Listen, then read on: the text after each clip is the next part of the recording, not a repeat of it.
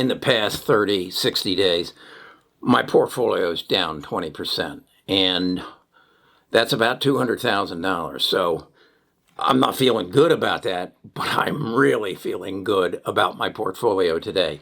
And that's because some people that I respect have confirmed that, Kerry, you're on the right path. Understand, I don't invest for today. I don't invest for this week, this month. I invest for the future. I read a lot, and I have a vision of what 2030 is going to look like. And I have a vision of what 2025 is going to look like. And so when Tim Cook on January 19th, and I did a video on this, told Jim Cramer that Apple was going to, in 2035, if you looked back, you would not remember them for the iPhone, that you would remember for their contribution to the change in healthcare. That is one of the things that put me on the path that I'm on right now.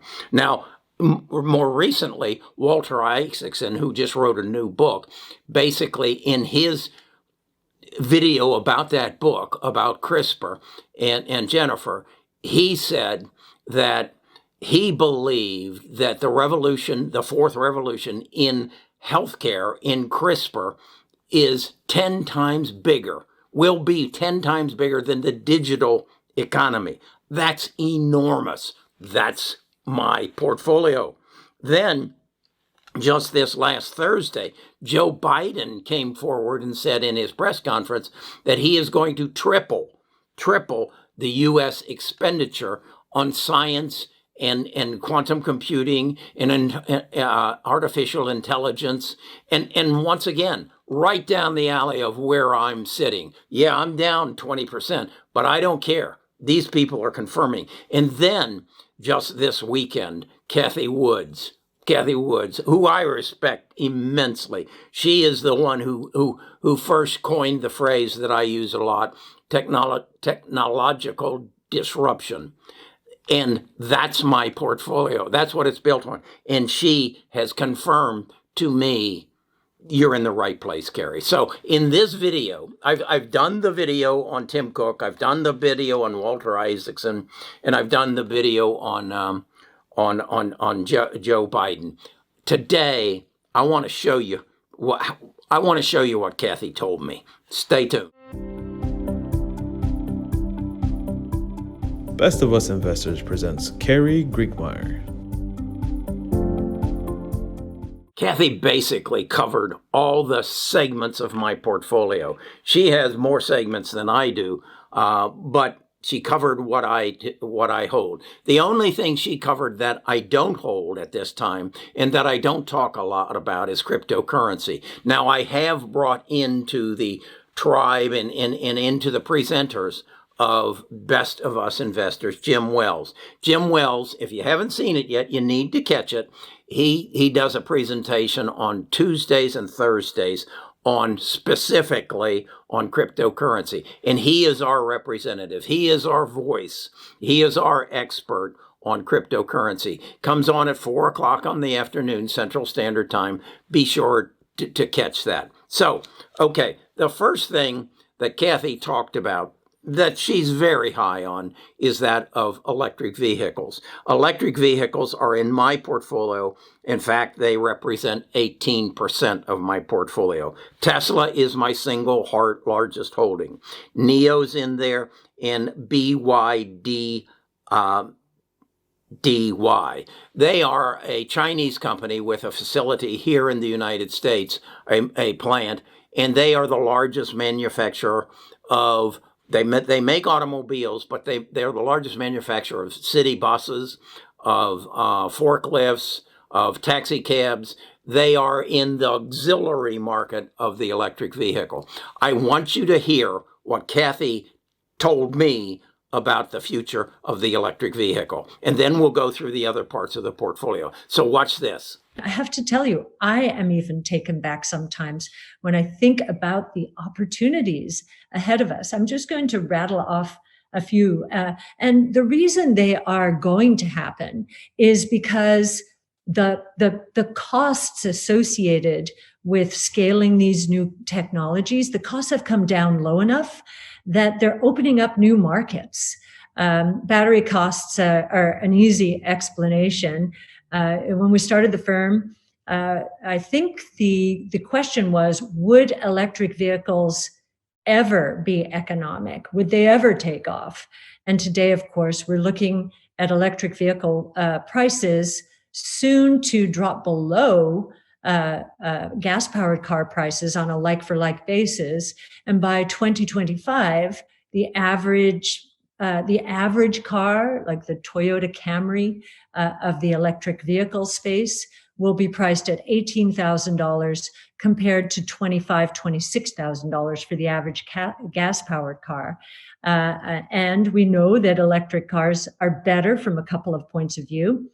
Certainly the environment, but also they're just better cars. If you use metrics like 0 to 60 miles per hour, how many seconds does that take? So we think for that, just that one part of the auto market is going to scale, this is a global number, at an 82% compound annual rate during the next 5 years. Think about that. Anything growing that much, people just don't believe that's going to happen. But we do. We think there will be a wholesale shift so that we go from 2.2 to 2.3 million electric vehicle cars sold last year to 40 million in 5 years. And that will be almost half of all cars sold globally. And we'll probably have entered the autonomous realm as well. Then she spoke to the largest part of my portfolio, and that is the cloud and artificial intelligence, and how artificial intelligence is just screaming fast. And to me, that's Amazon, that's Google, that's Microsoft, and Apple. They are big players in the cloud where artificial intelligence is being implemented to give us to analyze our data and then give us feedback as to our next step. The other thing she'll talk about is cryptocurrency and the digital wallet. My only holding in that area is that of Square. But again, this is the bulk, over 50% of my portfolio. As far as cryptocurrency, as I said, see Jim Wells on Tuesday and Thursdays under the Best of Us Investors. So listen to what Kathy has to say about the play and how artificial intelligence, the price of artificial intelligence, is coming down just extremely fast because of its use in so many different areas. One of the reasons autonomous will happen is because artificial intelligence training costs are dropping by 37% per year. And we're seeing the size of artificial intelligence models growing by tenfold per year. So there's a huge amount of progress being made because the costs are dropping at such a rapid rate. And we can make this progress now. One of the reasons these models are growing so quickly is that to do natural language processing takes 10 times the computing power that computer vision demands. So, and we see the progress being made in natural language processing. I don't think we expected this for another 5 years. So even we have been taken aback at the progress. And I do believe a lot of it is associated with the costs coming down as rapidly as they are. We think that artificial intelligence is going to enable virtual worlds that I remember we used to talk about this 20 years ago, talking about how we would all be entering into virtual worlds with avatars and so forth. Well, I think virtual reality is on the cusp.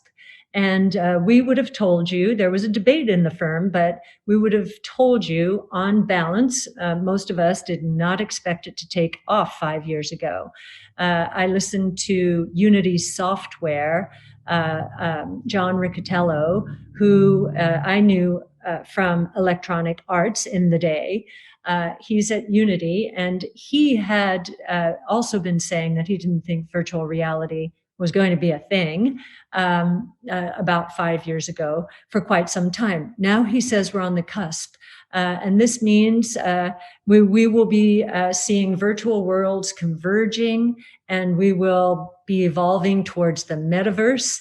And we think there's a creative explosion. And it's not just in gaming, it's probably in every sector. Again, artificial intelligence, a big part of that. The next thing that Kathy pointed out that came home to me is I don't have enough representation in robotics. I know that robots are going to become a part of my life in the future.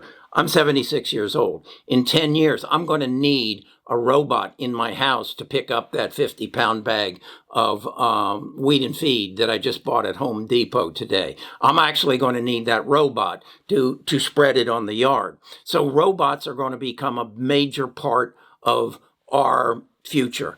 And I only hold robotics in the medical field right now. Those devices that help surgeons go in and make precise surgery, that they can go in and operate on me on a small cut and put the tools in and thus operate. That's the only robotics I hold. But listen to what Kathy tells us and how she dispels the myth that with the advent of technology and robots specifically, how it's going to take jobs away.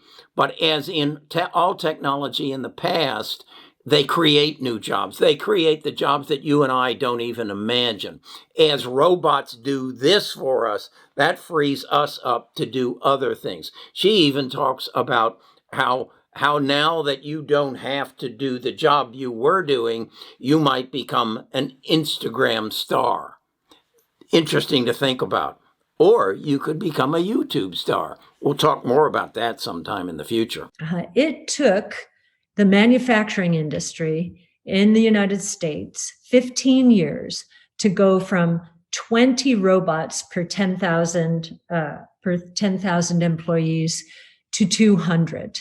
15 years, and that took place through 2015. We believe that the same is about to happen to the entire economy, not just the manufacturing. We are right now at roughly 20 robots per 10,000 employees in the U.S. economy. We believe it will only take 5 years to get to 200, and a lot of people are afraid when they hear that. They're thinking about their own jobs. But the history of technology is, yes, there will be displacement, but the history is that it will create many more jobs than it will destroy. So we are not afraid of this. Our brainstorm today, we had a big discussion about it. And one of the things we've learned from technology is we have no idea how many interesting new creative jobs are going to evolve during the next 5 years, maybe having to do with virtual worlds.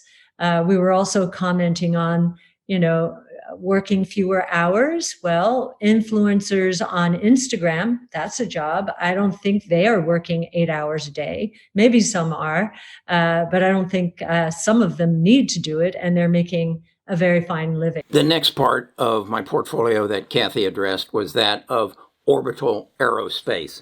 And that's only represents about 2% of my portfolio.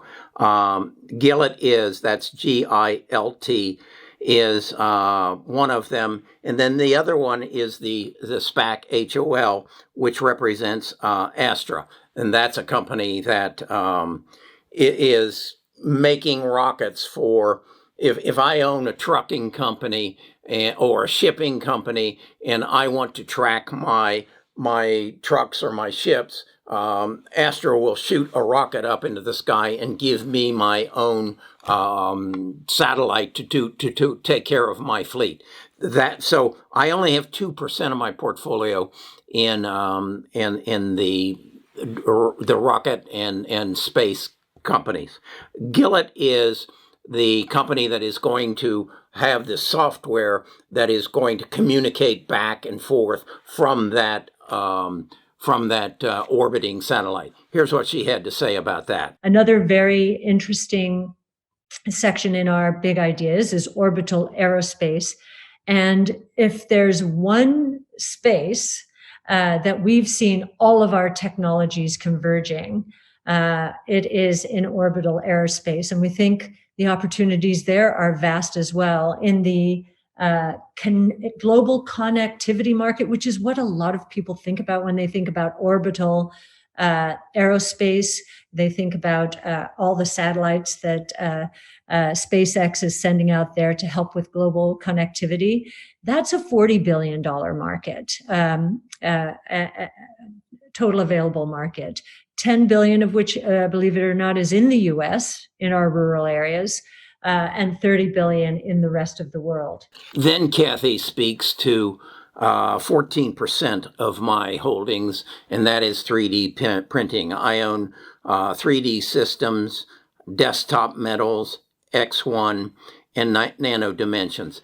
She makes point that this has risen to the attention as a result of the coronavirus, how 3D printing printed our masks, our shields, some parts for respirators, and how it is, in my vein, going to bring the supply chain back to the United States, not only in small things like it did for in reaction to the coronavirus, but also as we are learning how they make parts for machinery, how they are fusing metals and all different kinds of products that eventually they will. If you read The Future is Faster Than You Think, how your clothing will not be manufactured in India in the future. It will be manufactured in a facility that has 3D printers, sewing printers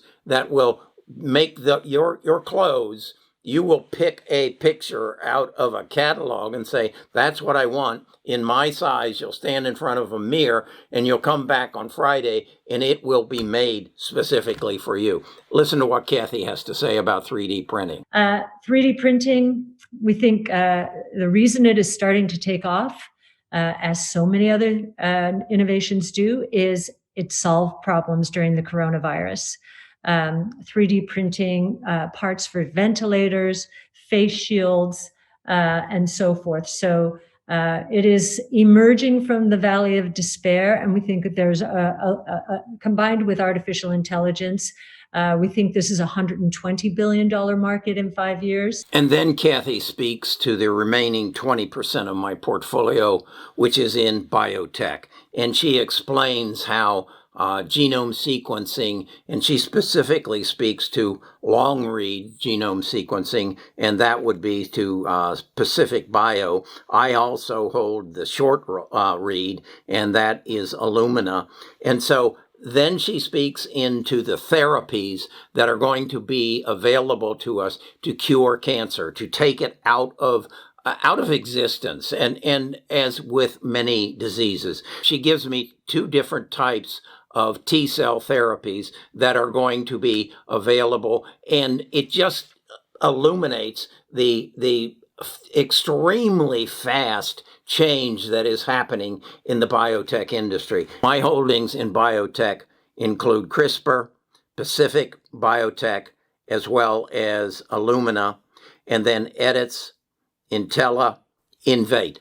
So those are my strong feelings. This is a sector that I feel very strongly about because it has the biggest potential for changing my life. The other holding I had forgot to mention is Quantum-Si. This is a sequencing of protein as opposed to genome, and I'm very excited about that. And then finally, in the genomic space, we focus on long-read sequencing, which is going to be transformational. It is much more accurate and reliable than short-read sequencing. And so we're excited about the multi-screening cancer opportunity that we think by 2025, we'll reach a low enough cost with long read sequencing so that it will pay. Reimbursement will be there for those 40 and over. So we can all start screening earlier for this disease associated with older age and either prevent or cure, please God, with gene editing,